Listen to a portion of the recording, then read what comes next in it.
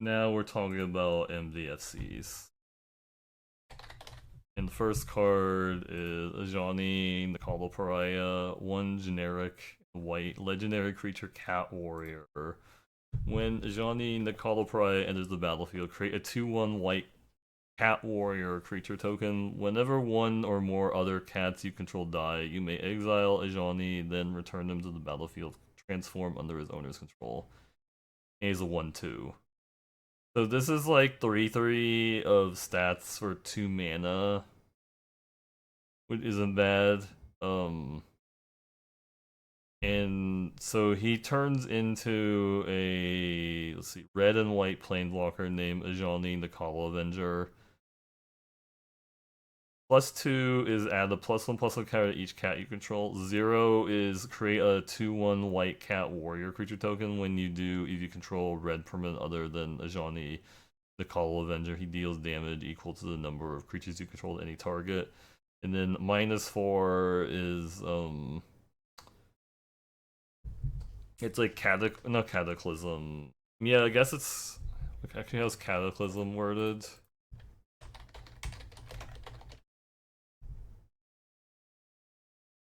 Like one-sided cataclysm. Actually, no, cataclysm hits land too, but it's so the opponent gets to choose which of the permanents they keep, so they keep like their best one. But it will put them behind pretty far, like assuming you do hit the ultimate. It's not unreasonable to like get like the loyalty to like ultimate this and still keep the planeswalker, since it's a -4 and his plus ability gives +2 loyalty.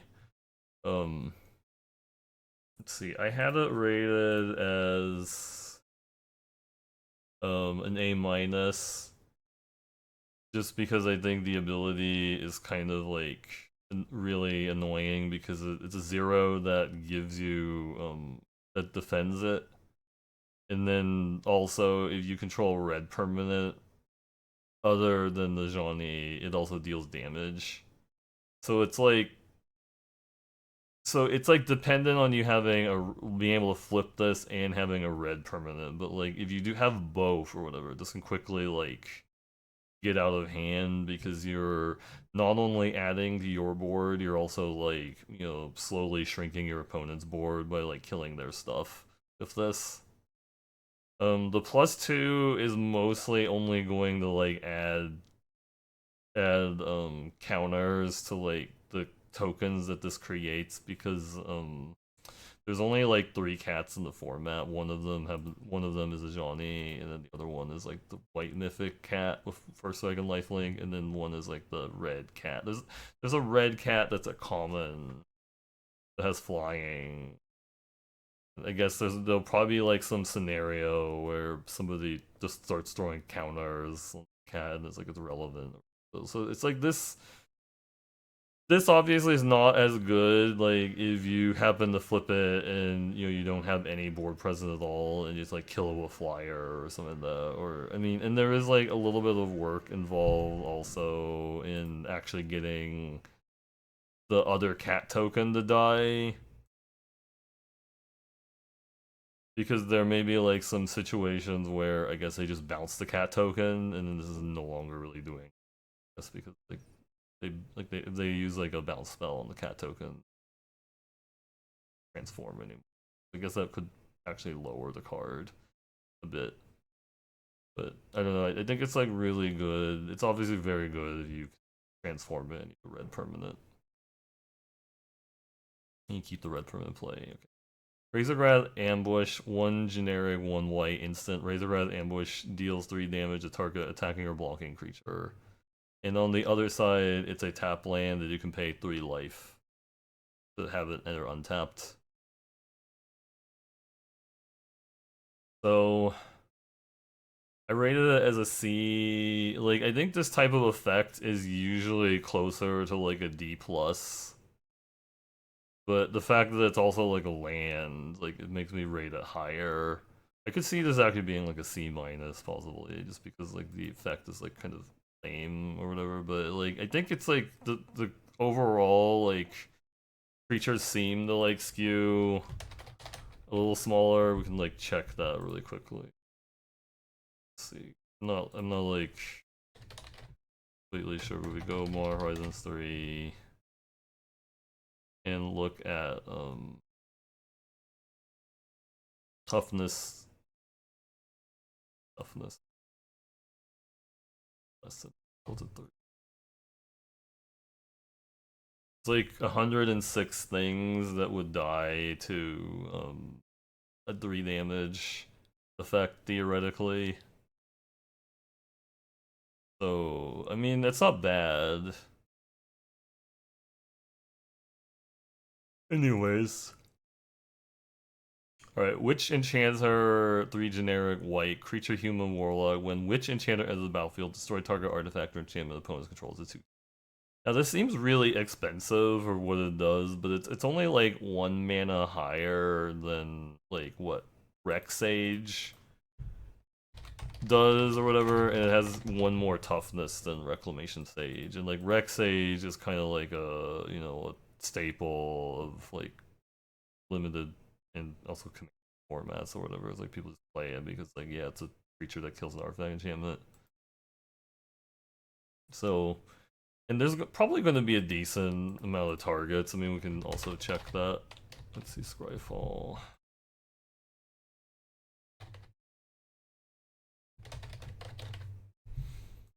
Artifact or enchantment and on Horizons 3. Like 82 things that this could destroy. Some of them are like less likely to like actually see play, but there's black-red affinity and the white-green auras, or it's gonna be, I think, a decent number of targets for this card. So I had it rated as a C+. I think there's gonna be a decent number of targets for this. Now, people might be wondering, why did you say the green disenchant was bad and then you rated this higher? Well, this actually has the ability to play as a land. That's why, like, the green disenchant. I mean, the green disenchant you could play it as like a bad combat trick, I guess, but not sold on it. Alright, Hydroelectric Specimen, 2 and a blue creature weird flash. When Hydroelectric Specimen enters the battlefield, you may change the target of target instant or sorcery spell with a single target of Hydroelectric Specimen. I had this rated as C- because even though it's a land, I just think most of the time you're playing this as a land. There's like some scenarios where you play this and it soaks like a removal spell and it stays around the 1/4. I guess that's good. Like if your opponent casts like a 3 damage removal spell and you flash it in, it just costs a lot of mana to like leave it up. Kind of the issue, and then there are plenty of removal spells that will just kill it, but I guess it's like, oh, you saved. It's like it just became like a 3 mana negate if you like use like soak a removal spell that dies. I mean, it would be obviously kind of bonkers if you could change the target of like an aura to this. So like if your opponent went to like bestow and then you flash this in and change the aura to like enchant this, it would be really broken. I think that's why it says change sorcery.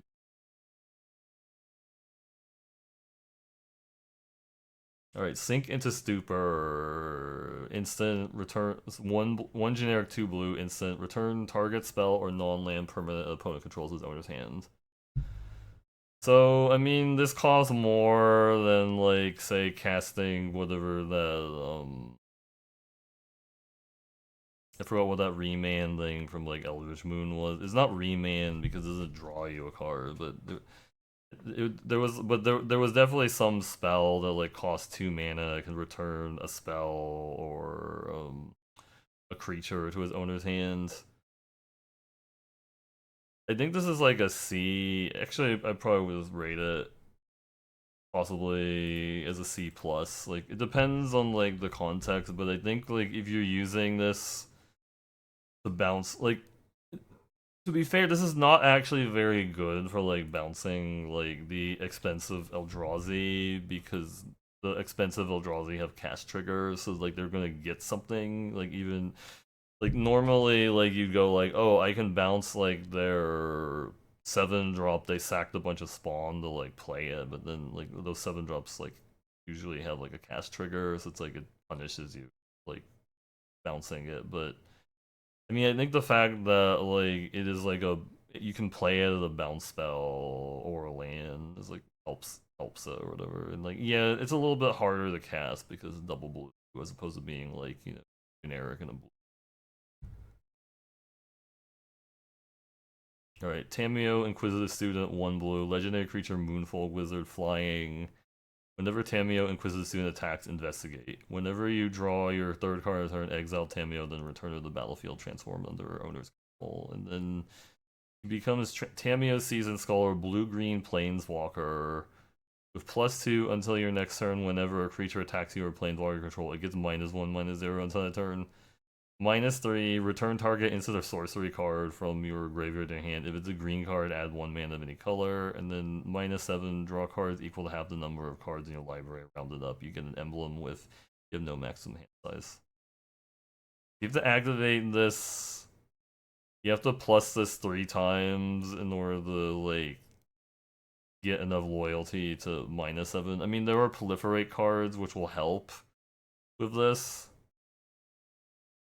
But it is like a 1 mana planeswalker though, right? It's like 1 mana, and this is probably like assuming you play this on turn 1, it's probably going to get in like 2 attacks before like your opponent has like any kind of flying defense, and then like they just like shut it down. And like it's like in some decks it might just be attacking, the entire game or whatever until you're ready to like transform it. It like also helps you with helps enable like that draw 3 card stuff in the set, and then also like it um will like I mean yeah, it helps with like the draw 3 stuff or whatever. So I had it rated as like I think I said B, but I think it's probably closer to like a C plus or something like that. I don't know. I don't think it's as good as some of the other planeswalkers that actually like affect the board with this stuff. I mean, the minus is funny because it's basically very similar to like whatever Jace Architect of Thought. And I remember when that card was like $50. That card was like $50 for a while because people were like, "Oh, hey, this is basically Jace the Mind Sculptor," but it's not. But yeah. I mean, it does. I mean, the getting back an instant of sorcery is also like a reasonable thing to do. Card too, like it's not a very high cost really because it's only cost 1 mana. It's not like you should expect like a lot from it, but that's where I'm at. That card. All right, Bogart Trawler, 2 generic and a black creature goblin. When Bogart Trawler enters the battlefield, exile target player's graveyard. All right. Well, yeah, the stats on this are really bad. It's a 3 mana 3/1. That sucks. It exiles the target player's graveyard. That's gonna be like good, like some amount of time, probably like 20, maybe 20% of the time you'll, or no, 15 to 20% of the time you'll probably run it as like some reanimation or then sure it'll be like good there. Yeah, I think I would rate it as like a C minus or whatever. You're probably just gonna be playing it as like a land most of the time, but I mean it's not to say that a 3 mana 3/1 is completely unplayable by itself, but it's just like it's not, that line is obviously bad. Alright, Fell the Profane, 2 generic and 2 black, instant destroy target because you're planeswalker. So this one I'm like, since I said like the murder with gain life was a B, I had to rate this also as like a B because the land.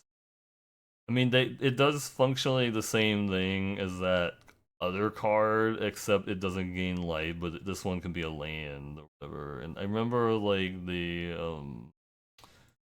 the Hagra, whatever, I forgot what it was, the Hagra destroy creature thingy or whatever. That was like, or Hagra Mauling was actually like a pretty decent card. Like Hagra Maul. Oh, sorry, I didn't open it. But Hagra Mauling was a decent card back in the day. So it's like this. I would say it's like.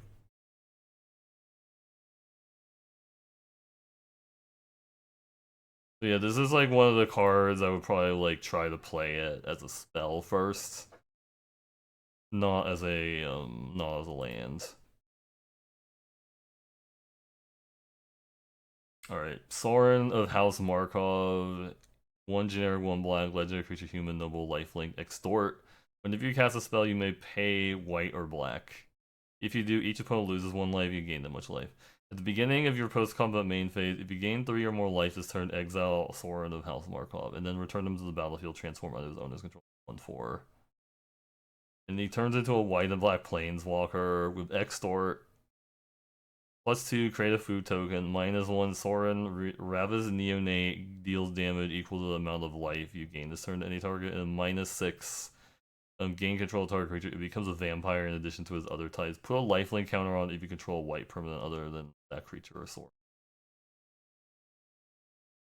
Okay, I had this rated as a B plus because the reason for that is like the extort and the lifelink synergize with like the flipping, and also like on this side the extort and the creating a food token synergizes with the -1. So there's definitely gonna be some play patterns where you play a spell like if like you lifelink extort to flip this, like you attack with this, and you know maybe it probably won't die early on because the 1/4, and then you also extort a couple spells. There's also like some like incidental life gain cards in the set that can like help with it. Um, but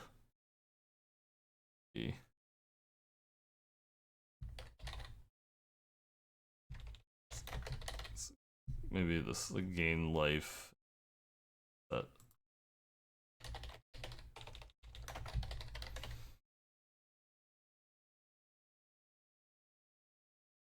Yeah, I mean, there's a few ways just like incidentally gain life. Well, ignore some of these stuff that actually gives the opponent life, or there's like enough ways I think to just like incidentally gain life that you can flip this somewhat easily.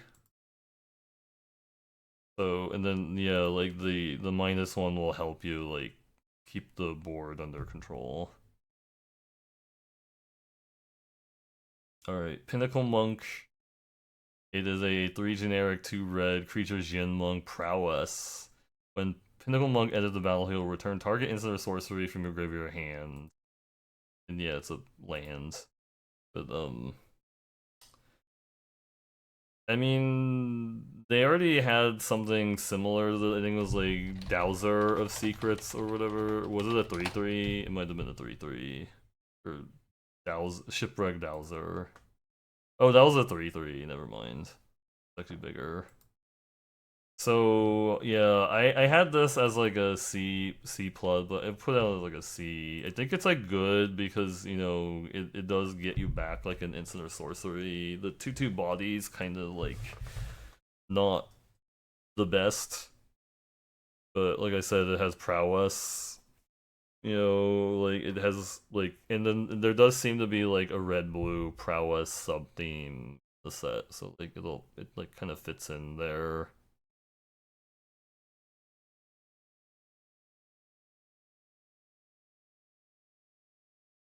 Yeah. I think I've been mentioning when stuff turns into a land, but I haven't. I apologize. Alright, Ral Monsoon Mage, 1 generic, 1 red, legendary creature, human wizard. Instant sorcery spells you cast cost 1 less to cast. Whenever you cast an instant or sorcery spell during your turn, flip a coin. If you lose the flip, Ral Monsoon Mage deals 1 damage to you. If you win the flip, you may exile Ral. If you do, return them to the battlefield, transform out of his own 1/3. And then he turns into a blue-red planeswalker. Ral Leyline Prodigy enters the battlefield with an additional loyalty counter on him for each instant sorcery spell you've cast this turn. Then until your next turn, instant sorcery spells you cast cost one less to cast, and then Ral deals 2 damage divided you choose among 1 or 2 target. Draw a card if you control blue permanent other than Ral, and then exile the top 8 cards of your library. With the -2, +1 is like until your next turn, instant sorcery spells you cast cost 1 less to cast. -2 is Ral deals 2 damage divided you choose among 1 or 2 target. Draw a card if you control a blue permanent other than Ral, and then -8 is exile the top 8 cards of your library. You may cast instant and sorcery spells from among them this turn without paying their mana costs.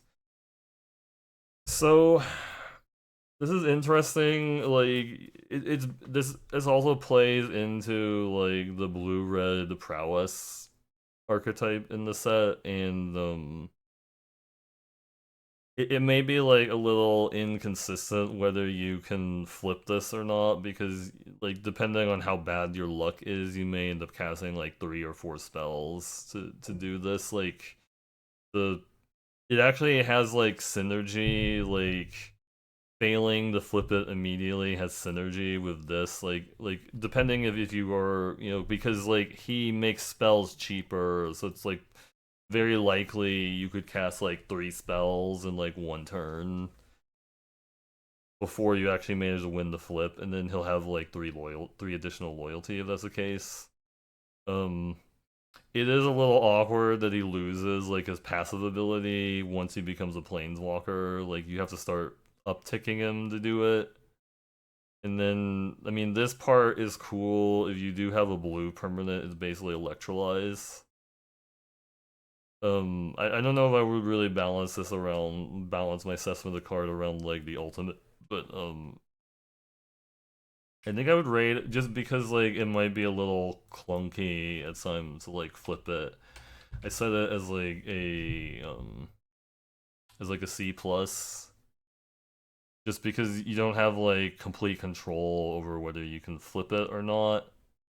But I mean, I think the upside is like if you do flip it early and you just get to like electrolyze, because you have to do the, well, I guess it's actually forked bolt, but it's like forked bolt. But if it turns into electrolyze because of a blue permanent, like it'll go up in value, like the card. Like if you're like playing blue red.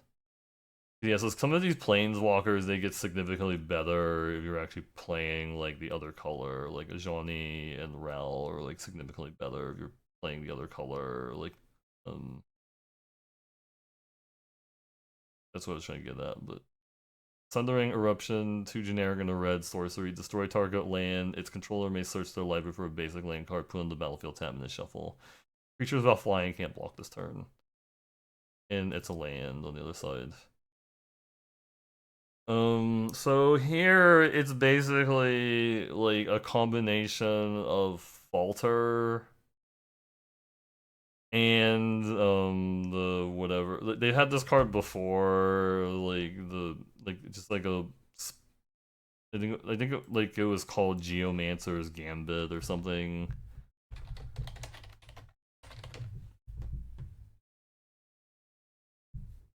Yeah, Geomancer's Gambit. You could destroy a land, and then its controller may search a library and search or whatever.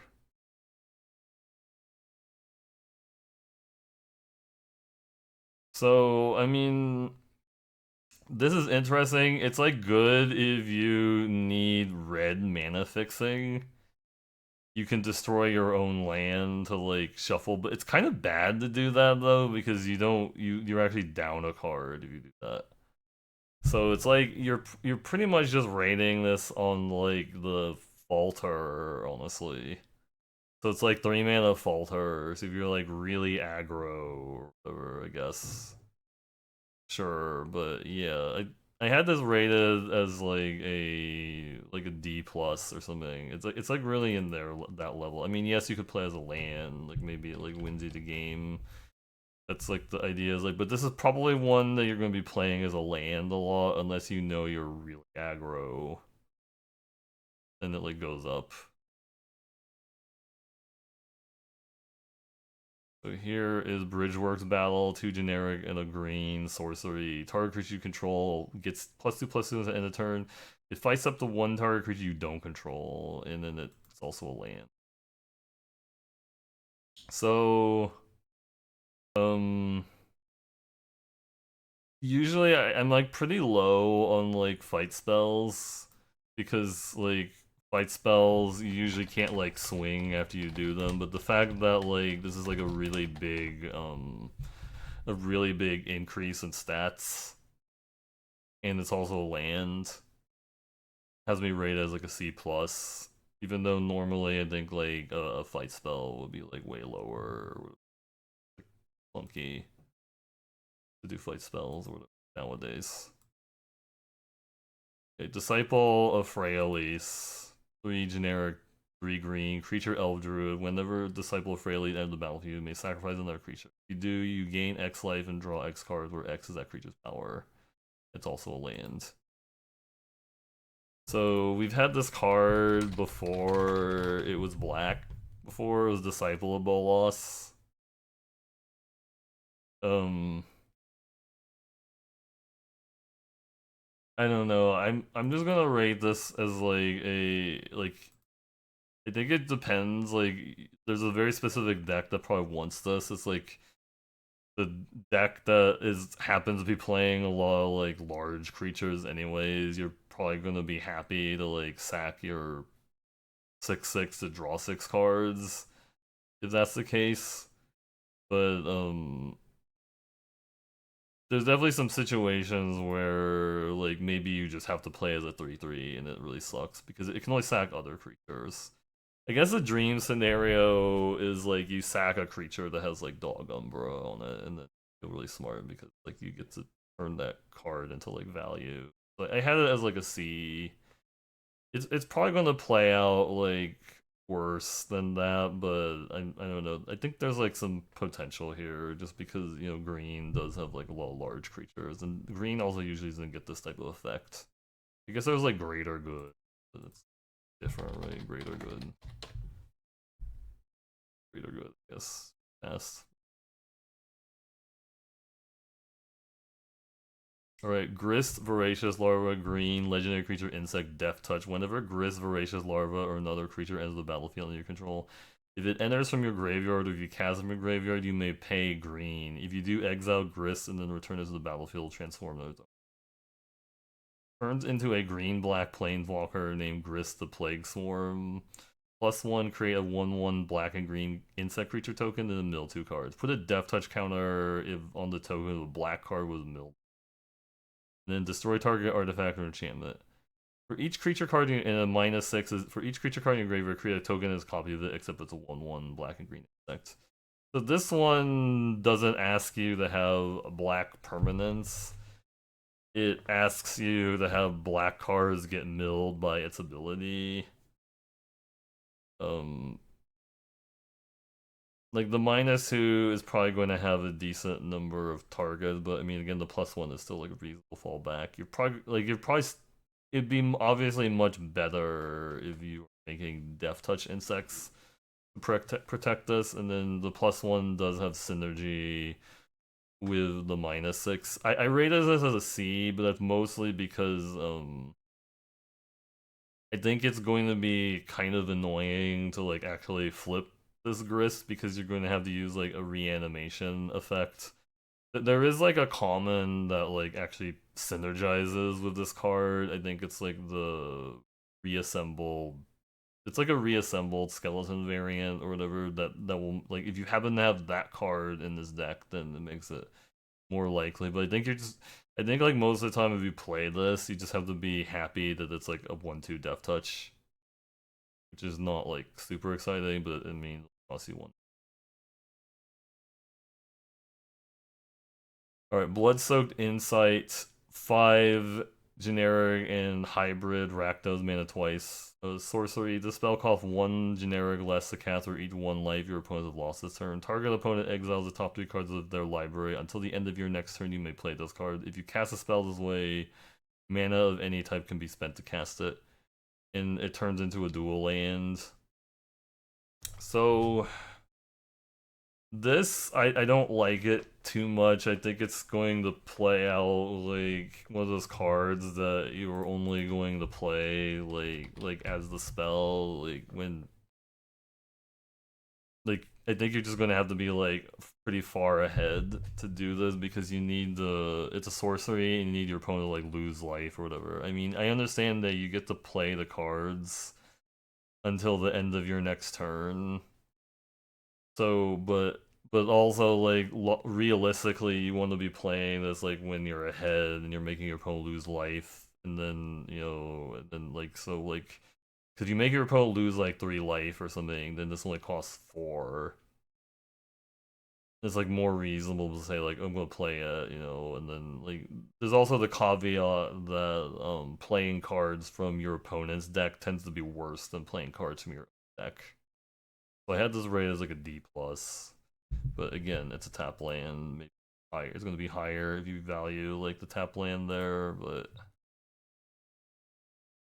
all right, Drowner of Truth, 5 generic and double Simic hybrid mana creature Eldrazi devoid. When you cast this creature, if colorless was spent to cast it, create 2/0/1 colorless Eldrazi spawn token creature. Whatever. 7/6. Becomes a blue-green tap land. I just have it rated as a C minus. I mean, you're probably playing this as like a land most of the time because like the maybe you like if you have like tons of ramp or whatever, you'll play it as like the 7/6. This isn't like a very exciting payoff for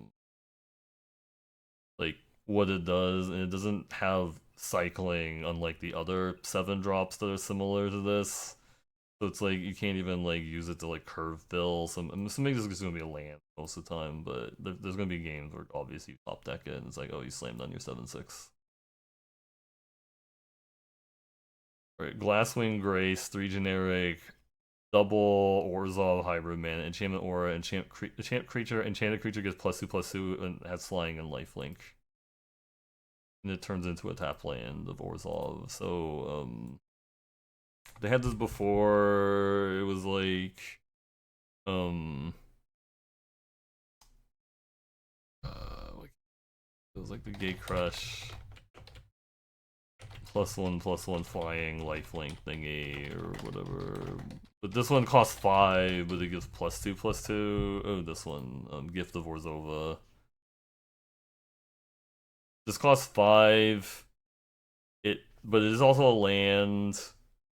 It's gonna be good in like the Bestow deck particular, because like the Bestow deck is probably gonna have like one big creature that you can throw this onto. Like getting evasion and lifelink is probably gonna like win you a game.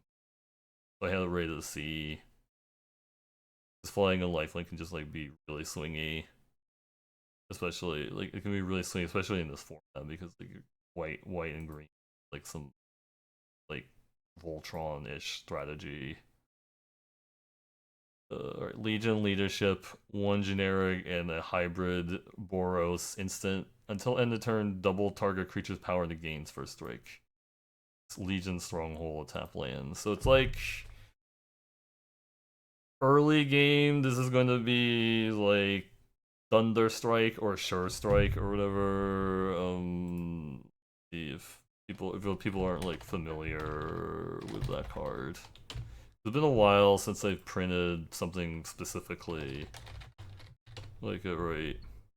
Thunder Strike, +2/+0 and gains first strike. And then Sure Strike, +3/+0 and first strike. So, yeah, most of the time you'll be playing it like that. Sometimes you'll get like lethal because they didn't block like your 4/4, and then you'll like use Legion Leadership. But I rated it mostly like, oh, is it the value of like a Sure Strike, but it's also a land. I put it as like a C. Alright, Revitalizing Repass, hybrid Golgari mana instant, put a +1/+1 counter on target creature. It gains indestructible at end of turn. It turns into a Golgari tap land. So let's see. It's basically like it combined both of the parts of Professor's Warning into like one card or whatever, like both modes. It also can be cast in green or black. I have this rated as C plus because like 1 mana combat tricks tend to perform well, and I don't think there's like a ton of like exiling removal, so it's like the indestructible is actually going to be like relevant a lot of the times. So it's like I think that's what makes this better than normal.